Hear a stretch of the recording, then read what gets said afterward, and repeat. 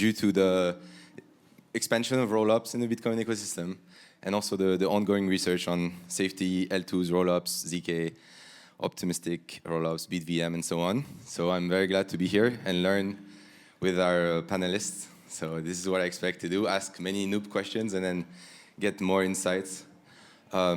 Let's just do a round of intros. So you can start, Tim. Yeah, sure. Thanks for having me. My name is Tim. I work for Rootstock Labs. Rootstock Labs is the main contributor to Rootstock. And Rootstock is the biggest and longest running Bitcoin sidechain. It's been launched on mainnet in 2018. It has 100% uptime since then, fully EVM compatible, merged mined by 60%, over 60% of Bitcoin hash rate. All blue chip or a lot of blue chip Ethereum protocols are available. So if you build on Ethereum, you can build on Bitcoin. Yeah, okay. Hi, everyone. I'm Eaton from Beosin, and I'm working as a security researcher with a focus on the smart contract vulnerabilities. And I just finished the security training for the Singapore Police Force just 2 months ago. We provide the smart contract security and also on-chain investigations for them. And Beosin provides the smart contract audit and also KYT AML services for the Web3 projects. Yeah, thank you. Hey everybody, this is Charlie from Bitlayer. I think everybody's voice is somehow broken. I'll try my best. Yeah, so briefly about me. I've been in space since 2015. Every single panel, I say the same thing. I never claim I'm Bitcoin maxi. I never claim I'm a Bitcoin OG. I bought my first Bitcoin in 2013. Maybe not the earliest. I'm pretty sure somebody is bought earlier than me. I deep dive in this space because of Ethereum. All the way in Ethereum Berlin, I was first around investor for Polkadot. I bought Polkadot China. Was active in ecosystem for Polkadot for 3 years, and then joined Tezos, and later on Polygon in 2021. Was actively building the Polygon ecosystem for 1.5 years. Orange Pill myself at the beginning of the Ordinals. That was the reason I deep dive in the Orange team, Bitcoin ecosystem. Since then, just nonstop. Bitlayer started from the beginning of the BitVM white paper and also a lot of research about scaling Bitcoin. Literally last year, the same week after the Ordinals Summit, when everybody was saying Ordinals was dead, I started doing research about the scaling solution around Bitcoin. That was kind of the interesting bottom signal. 12 months later, Bitlayer, we launched. We have 80 people team, around 260 projects, 700 million TVL already. A lot of things actually exploring, a lot of learning lessons in the last 8 months. So Bitlayer, we're trying to work on the equivalent of rollup model with BVM2, Bitcoin-friendly stock, and trying to work on the fraud-proof and kind of future-proof model of hybrid Bitcoin verification. That's kind of the key infrastructure we're working on. Hi, everybody. I'm Kyle from Stacks. For those that don't know, Stacks is one of the original Bitcoin layers with Rootstock, Liquid, and Lightning. We helped to bring early programmability and also the first smart contracts to Bitcoin, and have since continued to push the entire Bitcoin ecosystem and Bitcoin layers movement forward, helping to build bigger and stronger, faster Bitcoin applications, and soon a Bitcoin network as well, as Stacks is going through its Nakamoto upgrade, which will help to bring block times down to 5 seconds, making it right now currently the fastest Bitcoin layer out there in market today, setting a new base or new floor for what it means to build on Bitcoin, and we're super excited to be here. Thank you guys. Okay, cool. Let me start maybe by a question to the public. Who here holds Bitcoin? Okay. Who here has bridged Bitcoin to other ecosystems, like WBTC, CBBTC, okay? And who here has Bitcoin on Bitcoin sidechain or layer 2? Okay. Somebody. Should be somebody. Just the panel. Yeah, we're early. And who feels comfortable understanding the risks of having your Bitcoin on, your Bitcoin on, say, wrapped on Ethereum, and your Bitcoins in a sidechain? Okay. Yep. 2. Okay, interesting. So we'll see at the end of the panel if we can see if someone else, some more people understand the risk and also the upside of bringing your Bitcoins to new chains.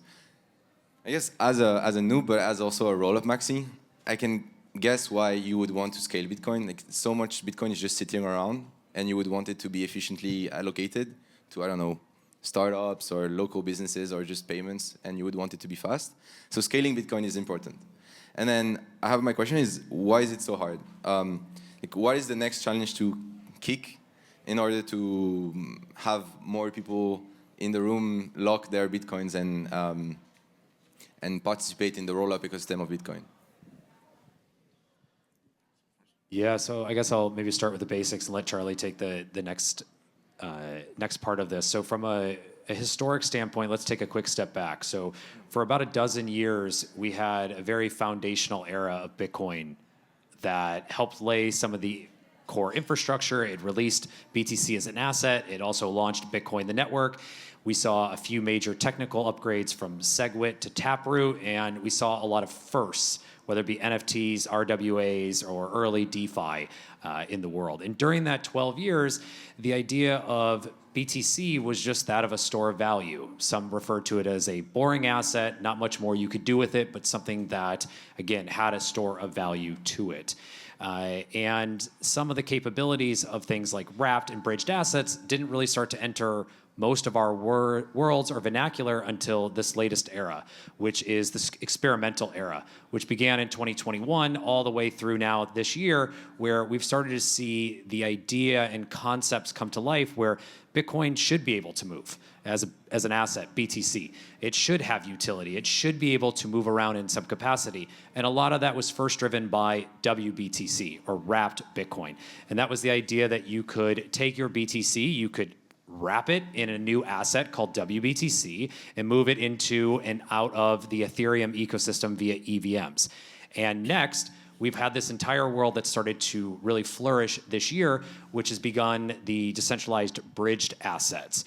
And some of those you might have heard of, whether it be TBTC, SBTC, DLC BTC, or CB BTC by Coinbase, and many others. As we've all been working on this collectively in our respective ecosystems, we now are working on the next generation of bringing your BTC onto a layer, so into a protocol, and then into the application layer, and minting it one-to-one as a representation. So historically, we didn't have a chance really to do much of this. Today, it's now becoming something not just technically that we're able to do, but also desired as well. Many funds, many holders, many individuals, whether it's the 46 million wallets out there today that hold more than $1 of BTC, people are looking at how can I do something for the first time with my Bitcoin? Can I earn off of it? Can I yield off it? Can I lend off of it? Can I engage with it? What can I do as well? And that's kind of the era that we're in right now in some context. Okay, cool. I think everybody will have something to say about this important topic, right? I think Kyle really mentioned a lot of the very important context and also the history. Some detail to fulfill upon that as well. The history of WBTC actually starts from Singapore, by the way, geographically. Everybody, welcome Singapore. We're based here. Hopefully, you have a good time here. WBTC was actually built by East guys, first of all. So try to be tribalism a little bit. It was not really actually initiated by the Bitcoin maxi. Bitcoin maxi, in my definition, was actually the guys still having the big mining farm right now. With their equation is actually how much money I need to spend on electricity and how much miners I need to mine out Bitcoin. That's the equation. All they care is mine out more Bitcoin, right, every single blocks, and then put on the cold wallet.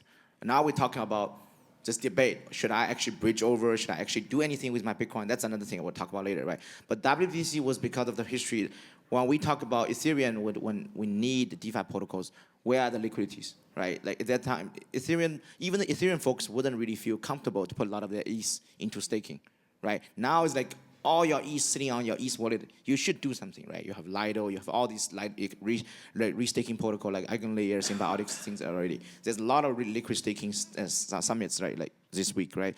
So interesting conversation over there. But now it's like they tapped out. They're like over 300 ETH L2s right now.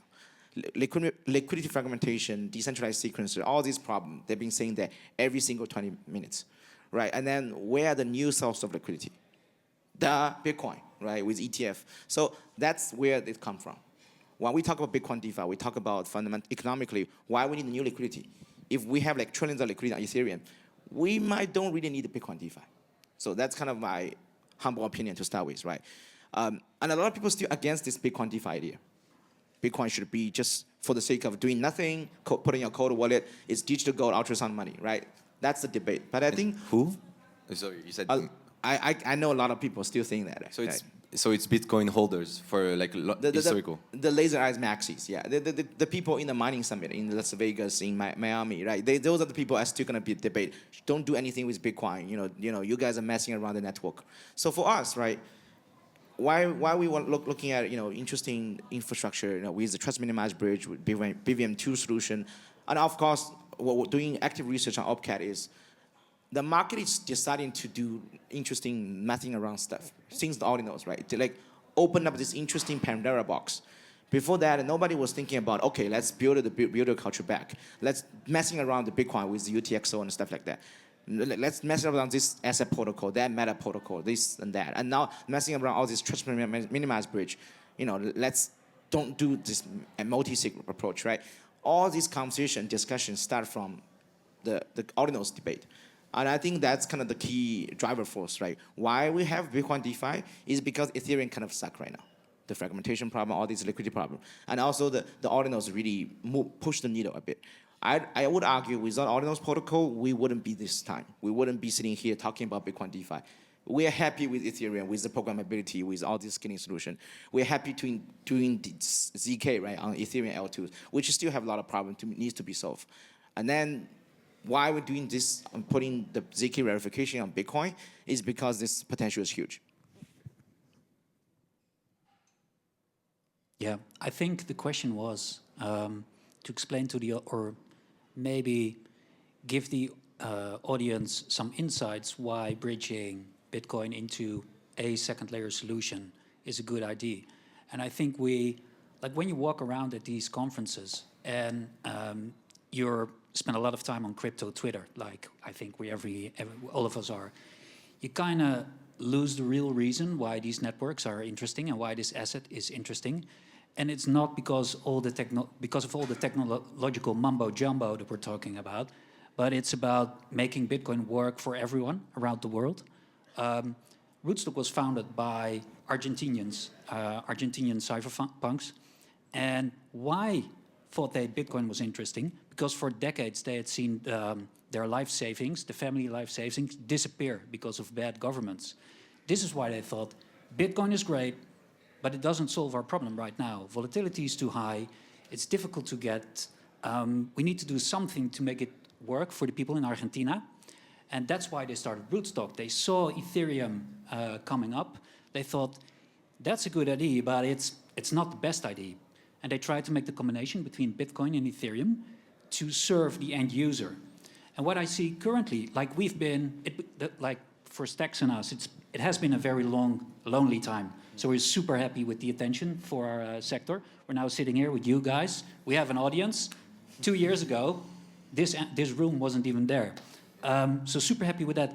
And if you look at all the technical innovation that's taking place, because smart people like these guys are focusing on Bitcoin, I'm not too worried about the technical limitations on Bitcoin to reach mass adoptions. But I think, and I heard in my colleagues' talks here right now, what we're missing is the end user. We're not in here for the quick buck. We're not in here to get rich. We are in here to make Bitcoin work for everyone. And to do that, I think in the coming 2 to 3 years with BitVM, BitVMX, BitVM2, we'll probably solve the last missing pieces to make it really interesting for this audience. And you probably don't need Bitcoin anymore. Okay, I think, Charlie, you mentioned an interesting concept, which is trustless bridging. Can I maybe ask you guys, is there out there a trustless Bitcoin bridge between Bitcoin, the layer 1, and one of the rollups or like sidechains today? And when, if not, when is it coming? Yeah, I'll answer first. At the status quo, humbly speaking, we are early. Yeah, okay. I think Matt have something to add. I know you guys are doing something which is not bridging. So I think, first of all, there's two sides of things, right? There's people who wants to do native side, right? Babylon is working on native like, time lock approach, which doesn't require bridging. There's like a lot of debates going on. Should we actually wrap the asset or not, right? So we want to work on the high level of trustless and programmability environment. So that requires bridging, but it needs to be trustless. And when we talk about centralization bridging problem with the multi-sig approach, right? at this moment, actually, for people actually in the East world, there's a lot of Ethereum L2 are still using multi-sig as well. So let's not just be cynical about, okay, multi-sig is evil, because there's people in the East world are still doing multi-sig as well. But there's a security assumption problem. Multi-chain, poly-network, harmony. There's list goes on. I can give like at least 10 names in the next 5 minutes about why they get hacked, why certain private key owners get even kidnapped, or they went in jail, and then the entire liquidity pool get drained out by the government, by the police, by the kidnapper, all that kind of stuff. Things didn't happen. Once it's happened, all your customers' funds get lost. And for me, life story.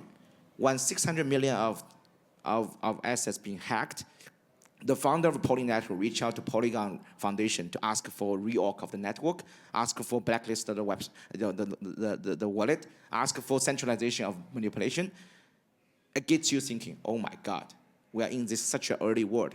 Like we talk about decentralization, but when shit happens, people need centralization, right? So it gets you thinking, okay, this is something very important to build something which is secure, which is lower down the trust dependent level. But of course, we're still early. Like at this moment, whatever is BVM 1, 2x, or different version, or different kind of signature kind of approach, it's not 100% trustless, but definitely lower down to the level, not like majority honest assumption. Okay. I guess I can ask then Eaton, because you work in security. What is the, I don't know, the latest thing that you pointed in as a finger and said, okay, we need to improve this because we're still early, the training wheels, as we call them in Ethereum, are on, but we are working to take them off. So what is the latest vulnerability that you found in the Bitcoin scaling that you would want to voice? Okay, so for the Bitcoin scaling solution, currently there's some like the centralized risks, as the Charlie just. So custodian bridge, is that what you mean? Custodial bridges? Oh, sorry. Continue. Just the centralized risks of the multi-sig in the Bitcoin scripts, and also there's also other like the Bitcoin Meta protocol. So they implement the Bitcoin scripts in a wrong way, just like the PBST, the PSBT, the partial signed Bitcoin signature. So we have seen some projects. So those projects trying to build their projects on the Bitcoin native networks, and they implement the PSBT in a wrong way and caused some the assets lost. So that's some vulnerabilities we have seen in the Bitcoin network, and so do you see it as a problem that Bitcoin script doesn't have the same expressiveness as EVM, and so all the tricks that are really cool but are very convoluted that the Bitcoin community has to go through to implement the same equivalent things that Ethereum has, is this something solvable with just experience or audits, or it requires something else? Yeah. Like you said that they implemented poorly Bitcoin script, right? Is it just because it's so new that it's hard to do, or is it because Bitcoin script is fundamentally not made for this amount of sophistication? Yes. So Bitcoin script is not the Turing complete for the smart contract implementation. So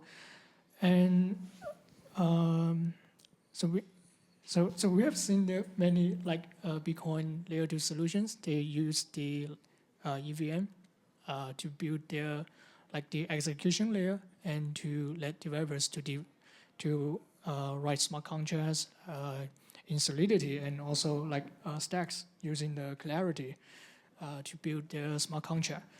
And yeah, so that's an alternative for developers to build in the Bitcoin or Bitcoin layer 2 networks for them to build projects.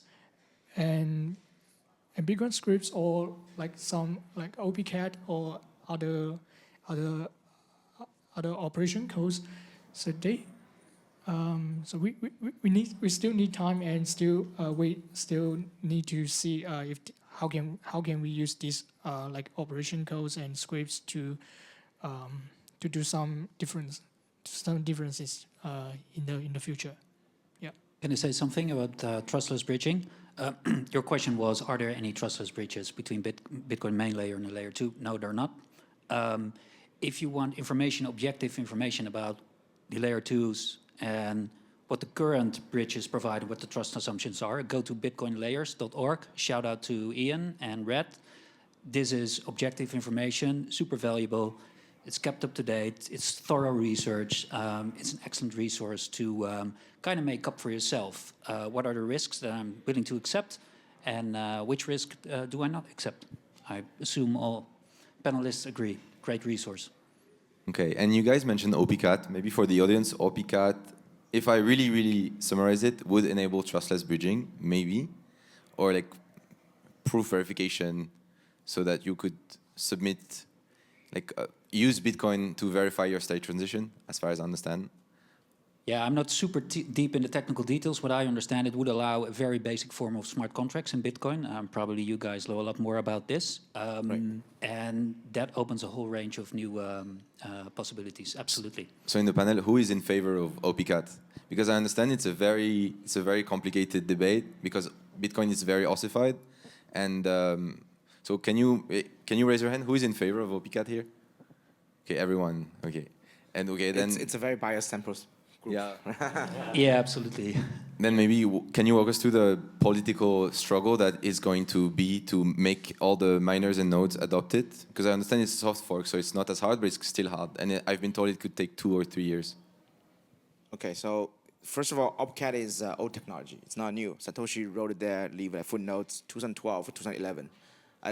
The community kind of leave it out there. We never expanded their code base until recently. We find it's important. It actually can generate more fees for miners as well. But the miners are like, okay, don't touch it, because they have this PTSD and trauma because of the PSV, the Bitcoin Cash, all this craziness, right? A lot of miners debate because they hate that, right? I almost broke Bitcoin at that time. That was part of history. That was some bad actors, whatever we call this, right? And now I have so much money on the table, right? Like, and then the legitimate concern is like, are we really freaking ready on this shit, right? Like that's what I would say. Are we fucking ready? We are 1.5 trillion on the table. We only have one chance. We can't fuck it up, right? That's kind of that debate. Let's have another 2 or 3 years, even 5 years observation, and then I will vote for yes. But and what do they observe? Do they observe like they side? They observe nothing. Those guys, they just use this word to say, oh, we're not ready, so wake me up 5 years later, right? That's like a very lazy way to say, I don't want any innovation. But it's the same debate I could argue with Ordinals. Luke and those guys in the Bitcoin call, they want to wipe out Ordinals because they think it's all UTXO garbage. But guess what? Most of mine are having fun getting their fees. So money talks eventually. While my miners hate all this bullshit of Ordinals, they're happy receiving all the additional fees because Degens and guys like us were paying all the fees to maintain all these assets on top of layer 1 last year. So who's right? Doesn't matter. Nobody is right or wrong. Market tells the truth, right? So OPCAT, again, is not a technical challenge. It's a consensus challenge. Right now, it's very early. A lot of people don't give a shit. Some people hate it. Some people say don't touch it. But eventually, the market will evolve. When we realize, okay, it's actually good for the ecosystem in the long run. Guys like us, we need that for the future of programmable Bitcoin, more programmable Bitcoin. Not like truly high-level programmability, but at least move to the next level. Right, and then miners will be like, okay, wait a minute, I'm receiving more fees now. Okay, then you're good.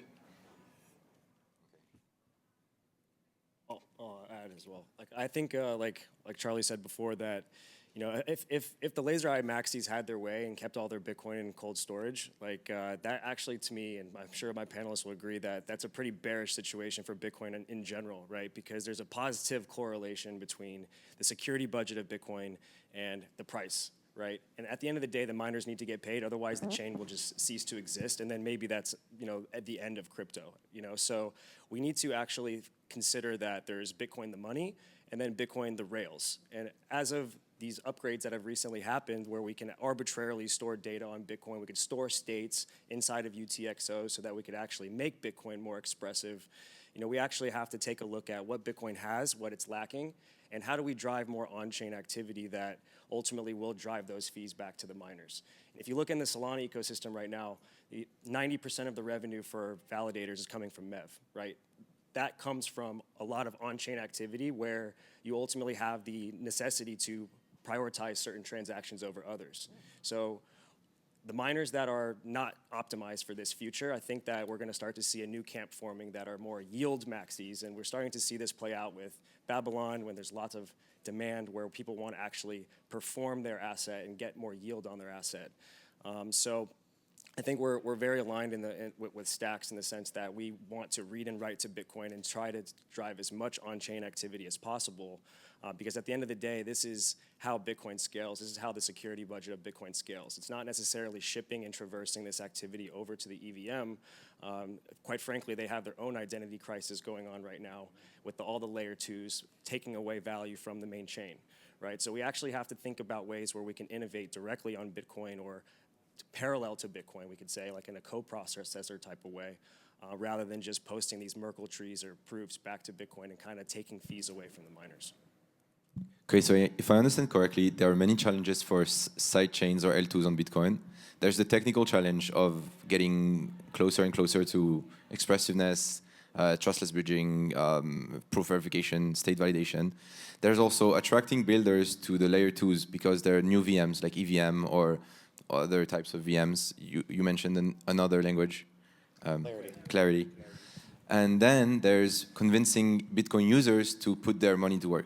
So which one of those are you currently most prioritizing? So maybe some context and then the answer. So some context, we're sitting up here to Tim's point. 2 years ago, this conversation would not happen. And if it did, all of us would be looked at as we're crazy and would be pushed aside as this is not worthy of a panel, a keynote, or even a 5-minute, hey, I have a good idea type conversation. So first and foremost, we need to look at that. Second, the majority of the things we're talking about, from technical innovations to the idea of trustless versus trust minimized to any kind of trust assumption, to applications, to layers, to everything in between, a lot of this has publicly been out there in conversation for just around 9 or 10 months. Some of it has been much more developed for longer, but for the last 10 months, we have seen what we're talking about today. So all of those issues, yes, they're issues, but again, it's only been about, I'll be generous, it's been a year. It's been since January 2023 that ordinals happened. It's been a year since the explosion of the entire Bitcoin landscape. So when we talk about these challenges, they are good, very positive things for us to work through and to focus on, because again, a lot of this has happened in a very rapid, very fast time period. To Charlie's point, money talks. We got a $1.5 trillion on the table right now when it comes to the Bitcoin ecosystem. To turn that on overnight, to be active, to be usable, to be movable, we have never seen an economy in our lives in this room right now, or possibly to date, to see that happen and turn on in 24 hours. We cannot comprehend the technical infrastructure to make that work efficiently. And yes, we have developed in this ecosystem and this industry for over 15 years.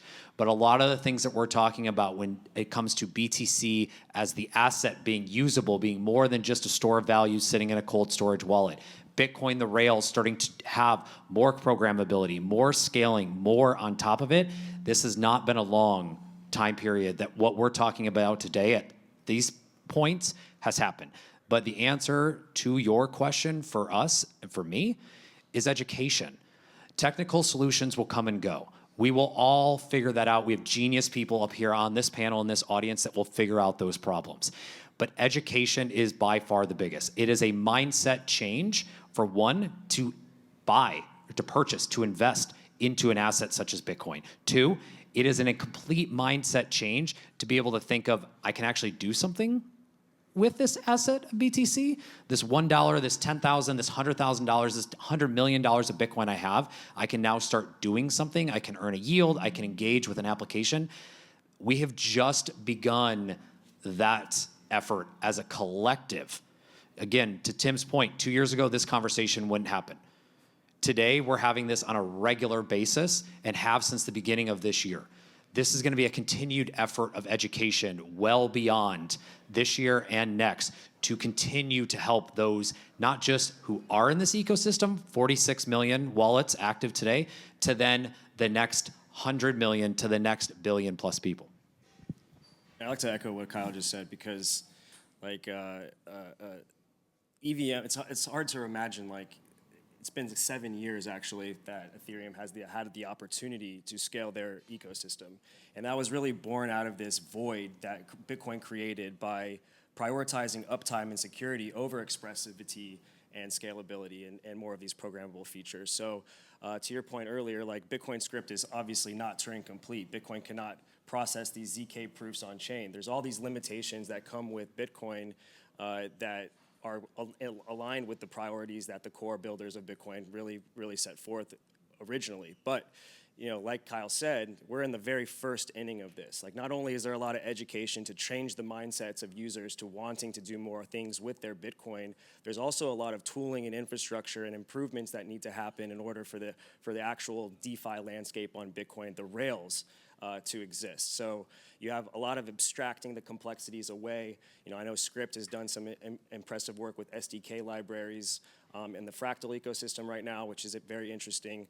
We at Arch, we use the Rust programming language to abstract away a lot of the complexities with Bitcoin Script as well.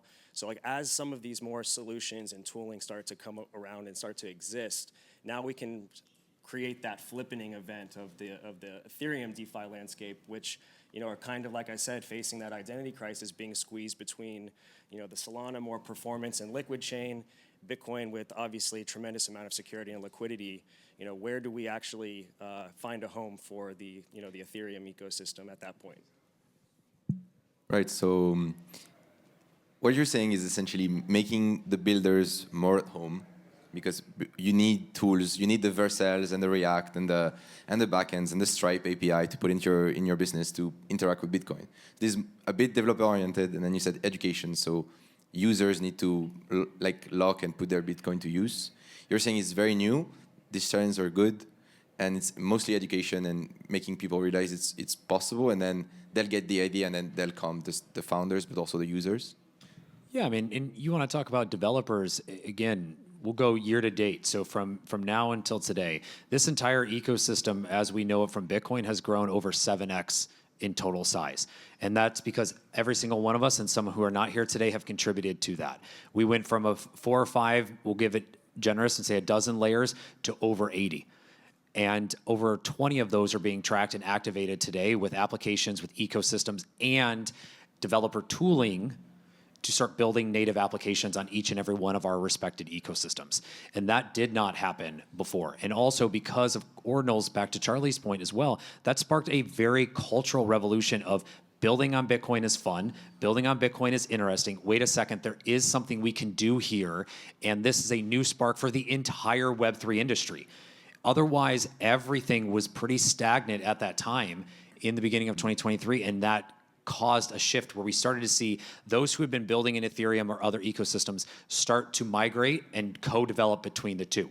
We've seen a number of developer initiatives, hackathons, APIs, SDKs unlocked, again, in each of our respective ecosystems to help bring those to start building on Bitcoin. But again, some of our core infrastructure needed to be in a place for that to happen. Again, to Matt's point, Ethereum had 7+ years to build a foundation to build on. Everyone within the native EVM, if you will, ecosystem had 7 years and plenty of infrastructure to build on top of. On the BTC side, we did not have a similar on-ramp other than looking at their lessons and how we could evolve from them. This right now, again, I'll be generous, is 18 months aggressively, but a much longer 15 years in the making. And what we're talking about in terms of developers, yes, they are coming and they're coming in waves, but some of these pieces still need to be put in place, and that's what we're all working on. Okay. I mean, you're 7 years, but if you look at the roll-up landscape of Ethereum, it's still quite new. Like 2 years ago, there weren't like ZK roll-ups that worked so well, like with the same level of expressiveness. We had Arbitrum and Optimism, but even then, they weren't so old.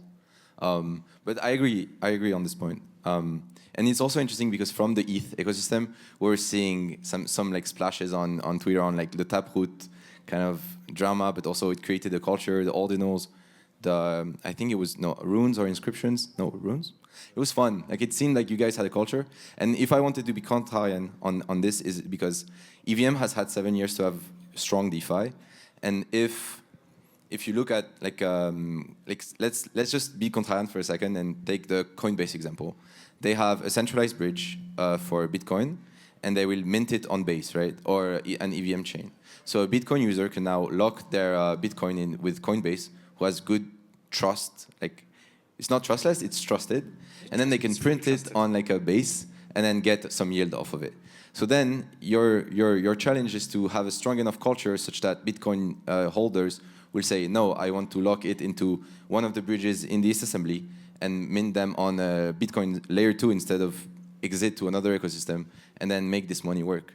So I wonder, this is the very beginning, but I wonder how will this flippening happen? Or like not even this flippening, it's a race, I guess, to keep the assets within Bitcoin. Does that make sense? I don't think it's necessarily a race. We should not try to steer and guide what people want to do with their use cases. Like the Bitcoin community is a collection of individuals with very specific and unique anxieties, wishes, needs.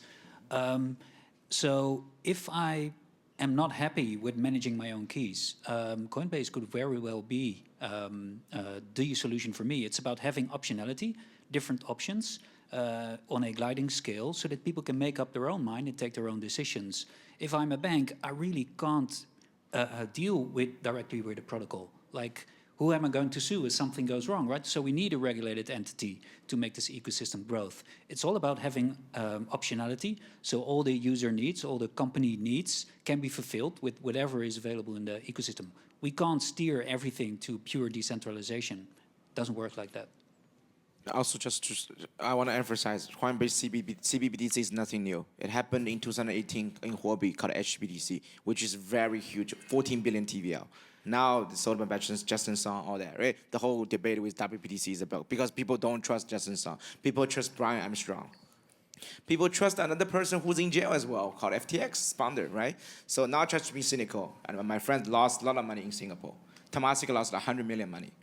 Okay. Let's really don't go back. Okay, let's trust one company. Everything, let them become a single point of failure, right? Certain people, as Tim said, prefer, let's sign an agreement with Coinbase. I know where you are. I know how to sue them. I know how to find a like insurance protocol. Yeah, company choose that. That's their choice. For other companies, oh, I want to self-custody. I want the whole liberal modern finance, right? So I think this debate of CBBTC hitting interesting market share, yes, they will. People like Coinbase as a brand. I think Coinbase is a very good company, but does it gonna be the market manipulator or the dominator player? I hope not.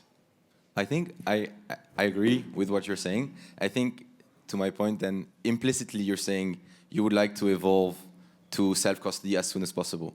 Like, like implicitly, this is what you're saying. If we need more optionality, and like a centralized, trusted multi-sig bridge is one option with someone you can sue, which is Coinbase or HBTC or WBTC. The other option would be a decentralized, trust minimized with some trade-off bridge. So it means that implicitly you would like all the little icons on Bitcoin layers to become green as soon as possible. Is this implicitly what you're saying or not? Well, I mean, like, going off of what Tim said, I think it's not about centralized versus decentralized. It's about meeting the user where they are on the trust spectrum, right? So if someone had an absolutely traumatizing experience by being exploited from a centralized exchange like FTX, that person obviously will probably fall on the decentralized, trust spectrum there. But people that are much less equipped to handle more of this decentralized world, like my dad, for example, who certainly does have a decent amount of his net worth in Bitcoin, I don't think he's comfortable. I'm not comfortable with him going on to Liquidium and signing a transaction like today. Like he doesn't really know what he's doing, so he's much more comfortable in a centralized exchange like Coinbase, where they're FDIC insured. You know exactly like what you're getting from that company, and that's going to be more like it's more favorable to him. So having the optionality to then meet those users exactly where they want to be, I think is the challenge that we're all trying to solve. And to be clear, like this whole race for programmability and trying to fight for distribution in all of our networks, of course, like I don't believe that it's a zero sum. I think this is going to be a $200 billion plus opportunity and market for all of us to coexist, and we're all going to have different sort of priorities focusing on that end user experience that they're going to want to have. And to that point, experience, user experience. Right now, with the Coinbase in particular, one of the things that they showed waves of power in is that user experience that many may want to use their Bitcoin. They may want to see something they can do with it in a very easy and usable way. Coinbase has an application. It's very user-friendly. It's very one-click go, and you're now yielding. They don't necessarily, everybody, to Charlie's point, may not want to have to move something into cold storage. They might not want to have to use a hot wallet. They might want to have to not know any of these technical terms. We have had a consistent problem in the industry of Web3 since its inception, and that is user experience and user interface. And all of us are now working to improve that better, more and more. And when it comes to what Tim's initial comment was, is not one way or the other, to Matt's point. It is trying to meet the users where they are and provide these different opportunities or these different ramps for them to onboard or to integrate with in some capacity, interact with, pardon me, that is fit for them. And we need to have things that are one-click go. We need to have things that are very technical and IRC-like, if you will, to then something in between. And I don't think we should want to imply one way or the other. Just we are, again, having been building in this industry for so long, we're just showing that there are multiple options, and there will continue to be. Because if there is a zero sum, then we actually went against what we've been building for 15 years. Instead, we need to provide these different options across. Okay. I think then the mental model I need to accept is like in the ETH ecosystem, L2s, the end game is to have self-custody that has the same UX as Coinbase today. This is kind of the North Star. You need to have, that's what Vitalik said 2 days ago in the Transition Summit. He said, you need to have Apple UX on Ethereum ecosystem with the broadness and openness of Android and Linux.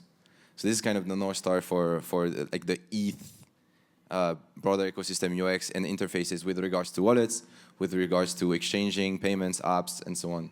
So that's why in my mental model, it's a false dichotomy of like technical users versus non-technical users.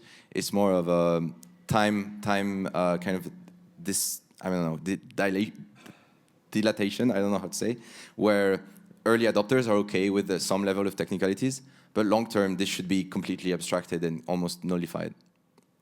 Yeah, of course. That nobody will disagree with that. It needs to get the UX experience, the experience. It needs to be as easy as using Coinbase and maybe even better. But then still, building on your point, there are people who would rather have a company hold their private keys with a phone number, a CEO, because that's like what feels familiar. And so the trade-off is more complex than just that. Like, I think it has less to do with the user experience and more to do with like being transparent about the trust. Sorry, last question. Oh, I mean, last. So like when you deposit LP into a pool on Uniswap, you don't consider that bridging. You don't consider that interacting with a Uniswap layer 2, right? But at the same time, you do have trust assumptions that you're placing on the Ethereum network, the validators, and proof of stake, right? There is no proof of stake on Bitcoin. Obviously, it's proof of work. So having the ability to secure these new types of off-chain computation so that we can do more expressive things on Bitcoin is kind of that graceland for us. But at the same time, like, we all have to get real clear on the fact that unless we want to continue just doing peer-to-peer type of applications, which is quite limiting, and all these other programmable ecosystems, you have composable money Legos, you have multi-party contracts, and you can have thousands of sources of liquidity in one pool. Like, you're going to have to utilize these multi-sigs and trusting various elements of verifier networks in order to govern the assets that are in that sort of smart contract controlled wallet. But also that's called multi-sig, right? So we have to do a lot of education on the fact that this is a necessary piece for conditional execution if we want to reach this level of DeFi that is familiar on other chains.